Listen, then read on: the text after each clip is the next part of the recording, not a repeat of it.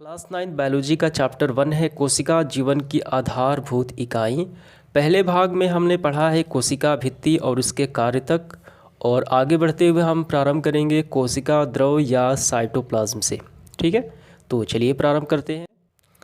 देखिए, कोशिका द्रव या साइटोप्लाज्म क्या है। जीव द्रव का वह भाग जो कोशिका भित्ति एवं केंद्रक के बीच होता है उसे क्या कहा जाता है, कोशिका द्रव या साइटोप्लाज्म कहते हैं। तो यहाँ पे देखिए, कोशिका का जीव द्रव्य का वह भाग जो कोशिका भित्ति और केंद्रक के बीच उपस्थित रहता है। तो ये रहा कोशिका झिल्ली से थोड़ी सी बगल में होती है कोशिका भित्ति प्लांट सेल में। तो ये पूरे समझिए, ये जो आप गुलाबी देख रहे हैं ये सारा, ठीक है, ये पदार्थ कहलाता है क्या, कोशिका द्रव्य। ठीक है, यहाँ पे देखिए इसे कहा जाता है ये सारा कोशिका द्रव। तो ये यहाँ से और ये हो गया केंद्रक, इसके बीच में ये उपस्थित होता है ये सारा, और इसी में ये सारे अंग तैर रहे होते हैं। ठीक है, कोशिका भित्ति और केंद्रक के बीच ये उपस्थित होता है, उसे कोशिका द्रव या साइटोप्लाज्म कहा जाता है। इसमें अनेक अकार्बनिक पदार्थ जैसे देखिए कौन से अकार्बनिक पदार्थ, खनिज लवण। तो खनिज लवण में कौन कौन से आ जाएंगे, कैल्शियम आ जाएगा, पोटेशियम, ठीक है, फास्फोरस, सोडियम, ये सारे खनिज लवण होते हैं। और जल तथा कार्बनिक पदार्थ कौन से, कार्बोहाइड्रेट, वसा, प्रोटीन होते हैं, ये जो निर्जीव पदार्थ होते हैं। ठीक है, कार्बनिक और अकार्बनिक पदार्थ इसमें पाए जाते हैं। किस में पाए जाते हैं, तो इस कोशिका द्रव में। कोशिका द्रव एक बहुत ही गाढ़ा, पारभासी एवं चिपचिपा पदार्थ है। काफ़ी गाढ़ा होता है, पारभासी होता है, यानी पूरा दिखाई नहीं पड़ता, जैसे घिसा हुआ कांच हो गया, गोंद हो गया। आपने पढ़ा है फिजिक्स में पारदर्शी, पारभासी और अपारदर्शी। तो पारभासी है यानी पूरा दिखाई नहीं पड़ता है, धुंधला दिखाई पड़ता है। यह समरूप या समांगी नहीं होता, यानी एक रूप का नहीं होता या समांगी नहीं होता। समांगी का मतलब होता है कोई भी विलयन, ये विलयन से संबंधित, ठीक है, शब्द है। देखिए चीनी और पानी का विलयन क्या है, ये समांगी है। आप चीनी को जो विलयन है आप ऊपर से चखें या नीचे से चखें, उसकी स्वाद की मात्रा यानी मिठास एकदम बराबर होगी। समांगी मतलब होता है पूरी तरीके से बराबर, यानी समरूप। ये नहीं होता कौन, कोशिका द्रव। वरत अनेक रचनाएं उपस्थित होती है जिनके अलग अलग कार्य होते हैं। इन रचनाओं या विशिष्ट घटकों को कोशिकांग कहते हैं। यानी इस कोशिका द्रव में कई रचनाएं उपस्थित होती हैं जो कहलाती हैं क्या, कोशिका अंग, यानी कोशिका के अंग। ये सारे देखिए, ये सारे कहाँ पाए गए हैं, ये तो यही इसी में सब तैर रहे हैं। ये सारे कहलाते हैं कोशिकांग। ठीक है, और देखिए यूकैरियोटिक कोशिकाओं में कोशिकांग झिल्ली युक्त होती है। तो यूकैरियोटिक कोशिका और प्रोकैरियोटिक कोशिका के बारे में हम आगे पढ़ेंगे। देखिए यूकैरियोटिक कोशिका जो होती है वो प्लांट सेल, एनिमल सेल में पाई जाती है, और प्रोकैरियोटिक ये जो प्रोकैरियोटिक कोशिका है ये जीवाणु सूक्ष्म जीवों में सिर्फ पाई जाती है। इसमें केंद्रक नहीं होता, इसमें केंद्रक होता है। ठीक है, यूकैरियोटिक कोशिका काफ़ी विकसित होती है और ये विकसित नहीं होती है। तो यहाँ पे जो यूकैरियोटिक कोशिका है ये विकसित कोशिका है, कोशिकांग जो होती है वो झिल्ली युक्त होती है। जो कोशिका वाले अंग होते हैं उनमें झिल्ली पाई जाती है, जबकि प्रोकैरियोटिक कोशिका में झिल्ली युक्त अंग जो है वो नहीं पाए जाते हैं। ठीक है, इतना समझ में आ गया आपको। इसके बाद देखिए आगे, झिल्ली जीवों का एक आवश्यक हिस्सा होता है।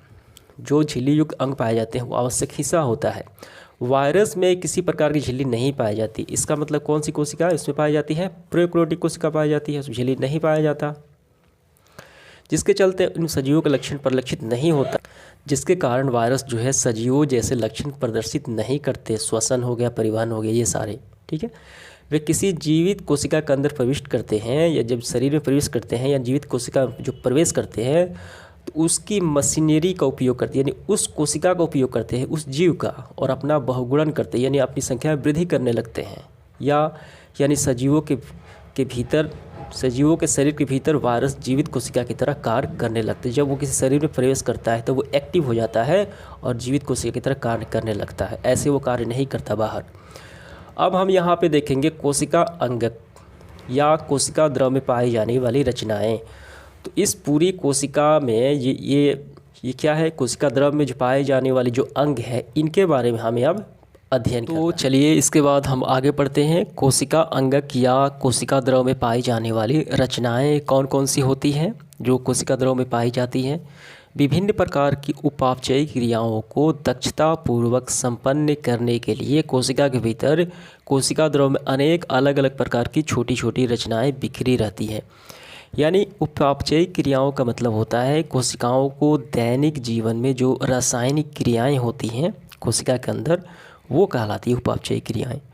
यानी कोशिका को जीवन यापन के लिए दैनिक जीवन में जो क्रियाएं करनी पड़ती है उसे दक्षतापूर्वक काफ़ी बेहतरीन तरीके से करने के लिए कोशिका के भीतर कोशिका द्रव में अनेक अलग अलग प्रकार की छोटी छोटी रचनाएं बिखरी रहती हैं। यहाँ पे देखिए, तो ये हो गया कोशिका द्रव, ये गुलाबी रंग का इसमें।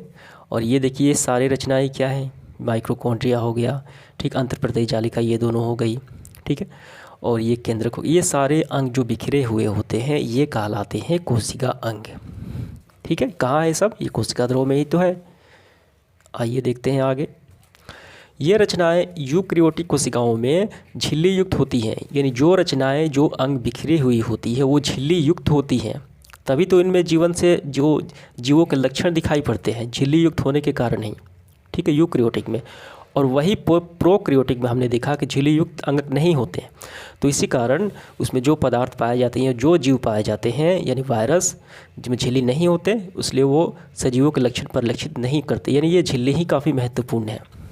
इन्हीं छोटी छोटी संरचनाओं को कोशिका अंगक कहा, इनको सभी कोशिका अंगक कहा जाता है।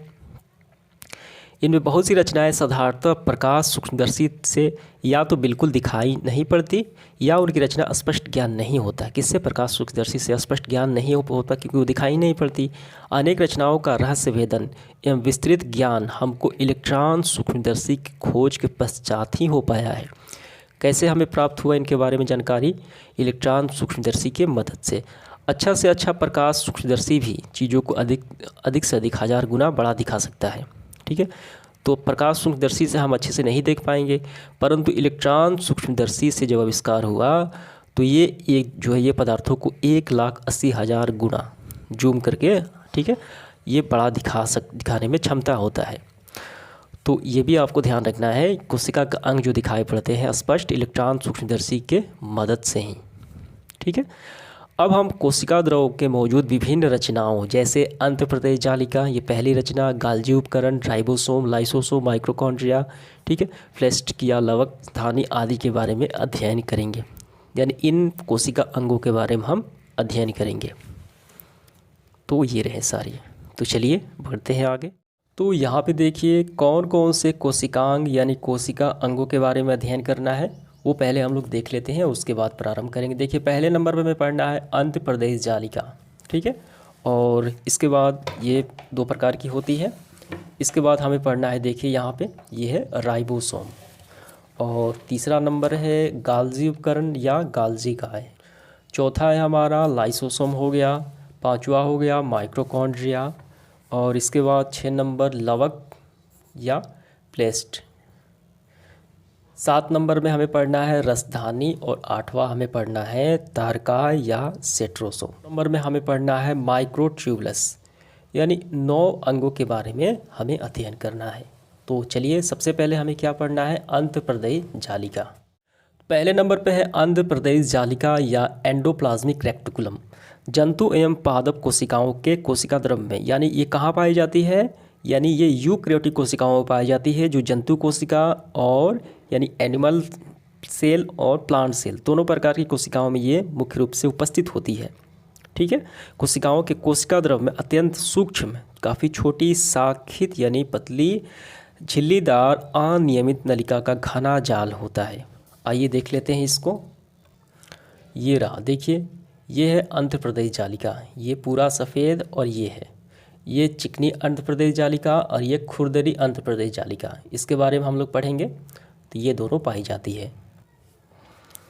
इन जालिका को अंतःप्रदेश जालिका या एंडोप्लाज्मिक रेक्टिकुलम, ठीक है, यानी इसे शॉर्ट में हम कहते हैं ER, ठीक है, जहाँ लिखा हो ये आपको समझ जाना है, कहते हैं। ये लाइकोप्रोटीन से बनी होती है, एक पदार्थ होता है लाइकोप्रोटीन से वो इसका निर्माण हुआ है, और कोशिकाओं में समांतर नलिकाओं के रूप में ये फैली होती है। यानी ऐसे समांतर नलिकाओं के रूप में ये फैली हुई है। अभी आपने देखा कोशिकाओं में इनका विस्तार कभी कभी केंद्रक की बाह्य झिल्ली से प्लाज्मा झिल्ली तक होता है। आइए देख लेते हैं। आपको ध्यान देना है कहाँ तक होता है इनका विस्तार। केंद्रक की बाहरी झिल्ली से प्लाज्मा झिल्ली तक होता है। तो यहाँ भी देखिए, ये हो गया प्लाज्मा झिल्ली या कोशिका झिल्ली और ये हो गया केंद्रक झिल्ली। तो यहाँ से यहाँ तक हो सकता है, कभी कभी यहाँ से यहाँ तक हो सकता है। ठीक है, इनका विस्तार यानी ये समांतर क्रम में फैली हुई है, ये दोनों है अंतःप्रदेश जालिका। आइए देखते हैं आगे।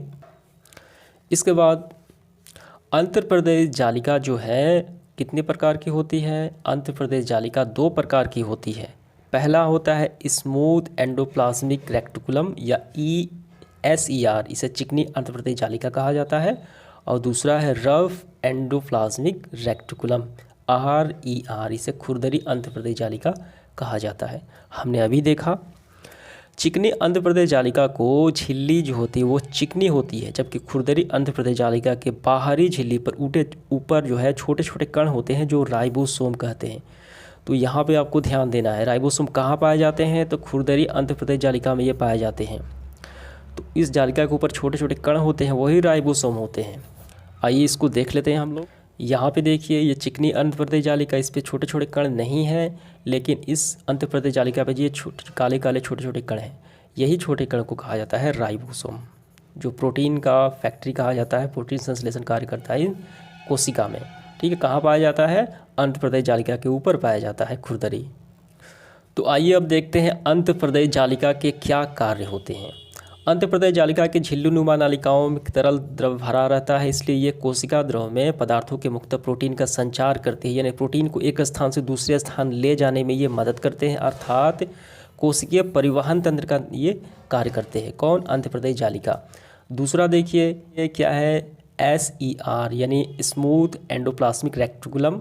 चिकनी अंतःप्रदेश जालिका जो है वसा एवं कोलेस्ट्रॉल संश्लेषण में ये भाग लेती है। कोशिका में वसा संबंधित जो कार्य हैं और कोलेस्ट्रॉल संबंधित जो कार्य हैं उनमें ये चिकनी अंतःप्रदेश जालिका भाग लेती है। ठीक है, कुछ वसा प्रोटीन के साथ मिलकर कोशिका झिल्ली बनाने में ये सहायता करती है। इस प्रक्रिया को झिल्ली जीवात्संजन जाता है, ये इसमें भाग लेने का कार्य करती है। तीसरा देखिए क्या कार्य है, कोशिका द्रव को यांत्रिकी सहायता प्रदान करती है। यांत्रिकी सहायता मतलब होता है किसी पदार्थ को एक स्थान से दूसरे स्थान ले जाना। ठीक है, तो ये सारे कार्य किसके द्वारा होता है, अंतःप्रदेश जालिका में। जालिका करती है कोशिका द्रव को, ठीक है, ये यांत्रिकी सहायता प्रदान करती है। ठीक है, इसके बाद देखिए चौथा क्या है, कोशिका विभाजन के समय कोशिका फ्लैट्स एवं कोशिका झिल्ली के निर्माण में ये भाग लेती है। कोशिका विभाजन जब होता है, कोशिकाओं का विभाजन हमेशा होते ही रहता है। ठीक है, दिन प्रतिदिन नई कोशिकाएं बनती है और पुरानी कोशिकाएं मरती रहती हैं, लेकिन कोशिका विभाजन उसका होता रहता है। तो इस कोशिका विभाजन में जो फ्लैट्स बनते हैं, सेल फ्लैट्स बनते हैं, एवं कोशिका झिल्ली में ये निर्माण में भाग लेती है। कौन, अंतःप्रदेश जालिका। अब इसके बाद देखिए चौथा देखिए क्या है, केरुस्की। क्या है, केरुस्की जंतुओं का एक वर्ग है, यानी इन जंतुओं का एक जो वर्ग होता है केरुस्की के यकृत कोशिकाओं में SER, इसका क्या मतलब है, चिकनी अंतःप्रदेश जालिका। ठीक है, जो होती है विष तथा दवा का निराविषीकरण का करने में ये महत्वपूर्ण भूमिका करते हैं। यहाँ पे ध्यान देना है आपको, निराविषीकरण डेक्स्ट्रोफिकेशन, जो विष युक्त पदार्थ होते हैं, जो वेस्ट प्रोडक्ट होते हैं, जो हानिकारक पदार्थ होते हैं, ठीक है, किसके, केरुस्की के यकृत में, यानी उनके ब्लड में, तो ये उनके हटाने का कार्य करती है। कौन, ये कार्य करती है आपकी चिकनी अंतःप्रदेश जालिका। इसके बाद देखिए 6 नंबर, केंद्रक से कोशिका द्रव में अनुवांशिक पदार्थों को जाने का पथ का ये निर्माण करती है। जेनेटिक मटेरियल्स का जो मार्ग होता है वो क्या करती है, पथ बनाती है अंतःप्रदेश जालिका। 7वां देखिए, इसके कारण ही कोशिका का सतही क्षेत्र काफ़ी बढ़ जाता है, जो कोशिका का जो सरफेस एरिया होता है वो काफ़ी बढ़ जाता है। इसके बाद देखिए RER यानी खुरदरी अंतःप्रदेश जालिका प्रोटीन संश्लेषण में ये मदद करती है, यानी प्रोटीन के निर्माण में भी ये काफ़ी मदद करने का कार्य करती है। अब इसके बाद हम लोग देखेंगे राइबोसोम। ये कहाँ पाया जाता है, ये खुरदरी अंतःप्रदेश जालिका के ऊपर छोटे छोटे दाने के रूप में ये पाया जाता है, इसके बारे में हम अध्ययन करेंगे। अब राइबोसोम ऐसे कण हैं जो केवल इलेक्ट्रॉन सूक्ष्मदर्शी से ही दिखाई पड़ते हैं, काफ़ी छोटे होते हैं, ये अंतःप्रदेश जालिका में उपस्थित होते हैं, यानी खुरदरी अंतःप्रदेश जालिका के सतह पर ये चिपके होते हैं या अकेले भी रहते हैं गुच्छे के तौर पे। तो कोशिका द्रव्य में ये बिखरे होते हैं। जब ये अकेले होते हैं गुच्छे में तो उसे कहा जाता है पॉलीराइबोसोम या पॉलीसोम कहते हैं। ये रचनाएं प्रोटीन और आरएनए के द्वारा बनी होती है। राइबोसोम कैसे बनी होती है? प्रोटीन और आरएनए के द्वारा बनी होती है और इसका कार्य है कोशिका में प्रोटीन का संश्लेषण करना, प्रोटीन की आवश्यकता को पूरा करना। आइए देखते हैं राइबोसोम को। ये है अंतःप्रदेश जालिका चिकनी और ये खुरदुरी। तो ये दाने दाने जो काले दिख रहे हैं यही है राइबोसोम, ठीक है, जो प्रोटीन का संचालन करते हैं कोशिका में। इसके बाद हमें पढ़ना है तीसरा गाल्जी उपकरण या गाल्जी का। तो इसकी खोज कैमिनो गाल्जी ने 1898 में जंतु कोशिका में ये की। गाल्जी उपकरण को देखा, ठीक है, आपको नाम याद रखना है, कैमिनो गाल्जी ने 1898 में। साधारण सूक्ष्मदर्शी से देखने से ये मुड़ी हुई छड़ के गुच्छों के समान प्रतीत हो रही थी जब वो देखा गया जंतु कोशिका में, ठीक है। और प्लांट सेल में ये कोशिका द्रव में मुड़ी हुई छड़ के समान रचना ये बिखरी है। दोनों में ये मुड़ी हुई की भांति ही दिखाई पड़ रही थी, छड़ के समान रचना है। इसके बाद देखिए आगे क्या है। इन्हें जो छड़ के समान मुड़ी हुई दिखाई पड़ती है इसे डेक्ट्रियोसोम कहते हैं। गाल्जी उपकरण कुछ यूकैरियोटिक कोशिका, स्तनधारी की लाल रुधिर कणिकाएँ आरबीसी और जीवाणु के नील हरित शैवाल यानी प्रोकैरियोटिक कोशिकाओं में ये नहीं पाए जाते। कहाँ नहीं पाए जाती ये आपको हमेशा ध्यान रखना है, ठीक है। ये सारे इलेक्ट्रॉन सूक्ष्मदर्शी से देखने पर ये चारों तरफ से झिल्ली से घिरी हुई अनेक समानांतर नलिकाओं या चपटी कुंडलिकाओं या सिस्टर्नी के समूह की तरह होती है। ये रचना है, इसे सिस्टर्नी रचना कहा जाता है, ठीक है। आइए हम देखेंगे इस तरीके से। देखिए इलेक्ट्रॉन सूक्ष्मदर्शी से देखा गया तो ये गाल्जी उपकरण की रचना है। तो इस तरह से जो शेप में मुड़ता है, कोई पदार्थ मुड़ता है तो उसे सिस्टर्नी शेप कहा जाता है, ठीक है। ऐसी रचनाएँ देखने को मिलती है। इसके बाद देखिए कुंडलिकाओं के सिरों पर छोटे छोटे पुटिकाएँ या वैकिल्स उपस्थित होते हैं। तो सबसे देखिए ये छोटे छोटे गोल भाग हैं, इसे वैकिल्स कहा या पुटिकाएँ कहा जाता है, ठीक है, यानी इनके सिरों पर ऊपरी भाग पर, ठीक है। और इसके अतिरिक्त नीचे की तरफ बड़ी बड़ी रिक्तियाएँ पाई जाती है। गाल्जी उपकरण की यहाँ पे देखिए सबसे नीचे ये क्या है, ये रिक्तियाँ यानी खाली स्थान पाए जाते हैं। इसके बाद देखिए गाल्जी काय की झिल्लियों का संपर्क जो है अंतःप्रदेश जालिकाओं की झिल्लियों से रहता है। दोनों का संपर्क एक दूसरे से रहता है। इसका कार्य क्या है गाल्जी उपकरण का, ये देखते हैं। अंतःप्रदेश जालिका, ठीक है, ER द्वारा सूचित किया जाता है संश्लेषित पदार्थों का संचयन, ठीक है। अंतःप्रदेश जालिका द्वारा जो पदार्थ संश्लेषित किए जाते हैं उनका संचयन करना यानी स्टोर करना किसके द्वारा होता है?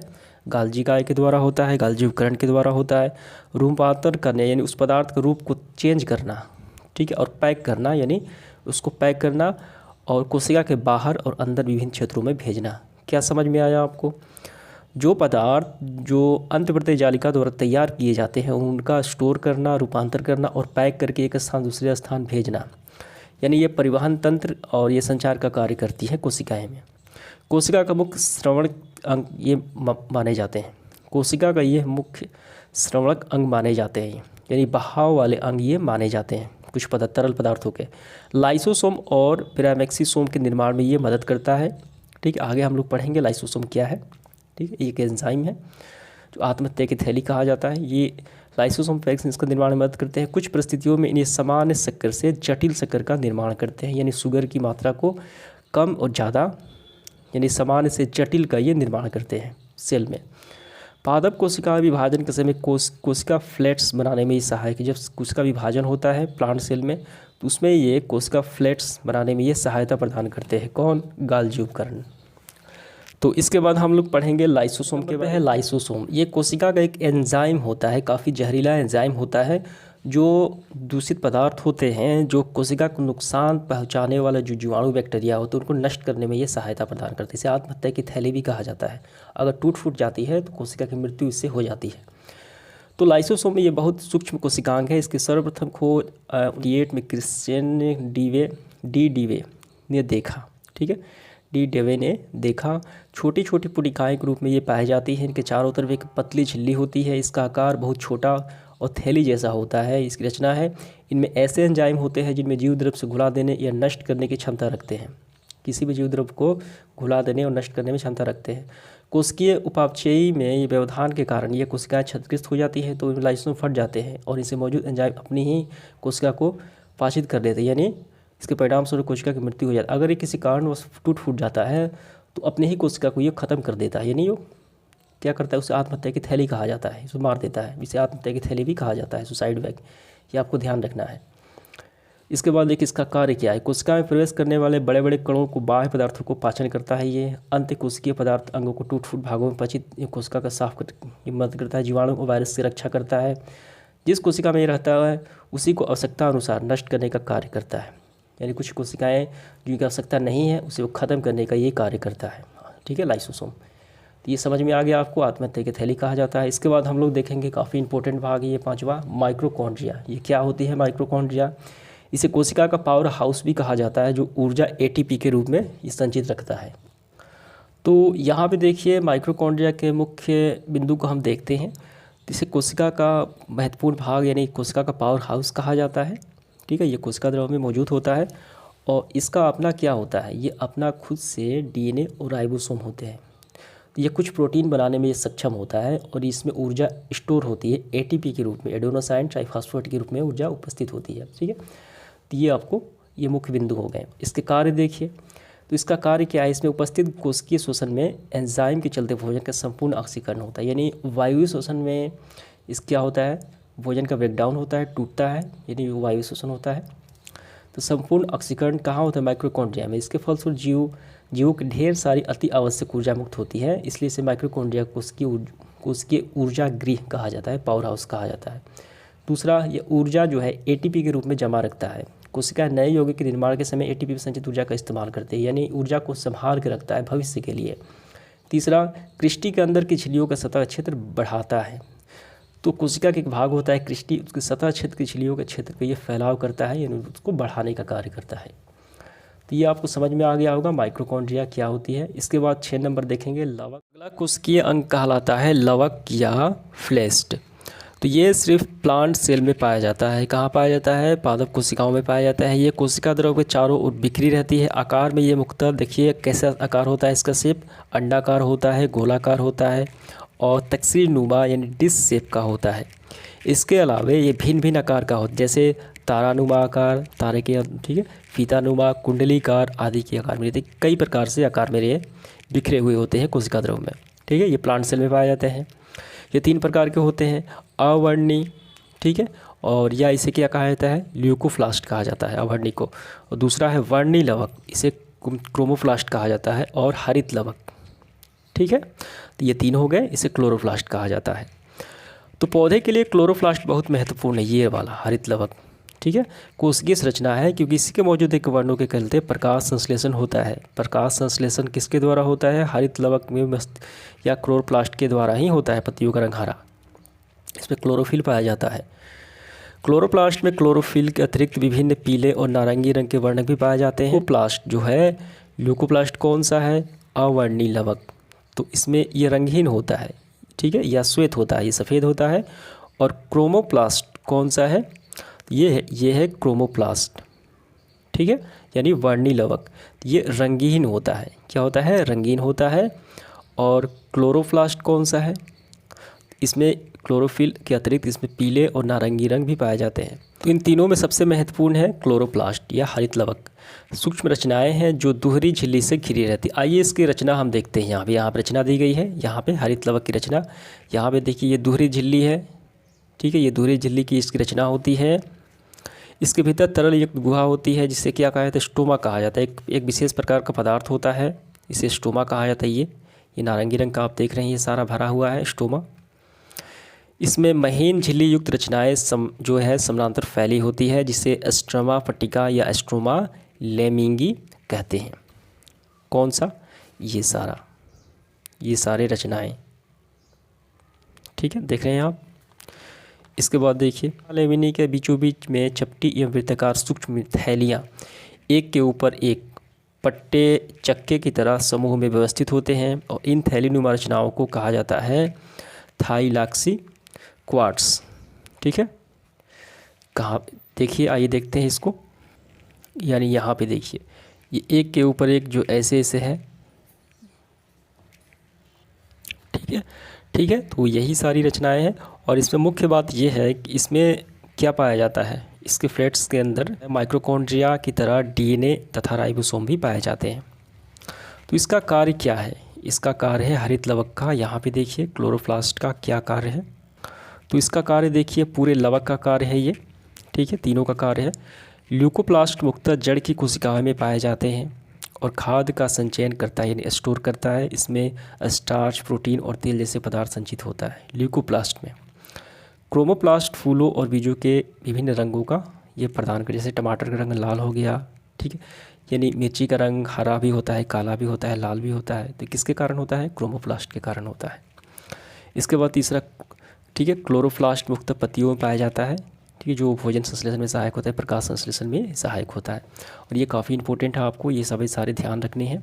इसके बाद हम लोग देखेंगे रसधानी।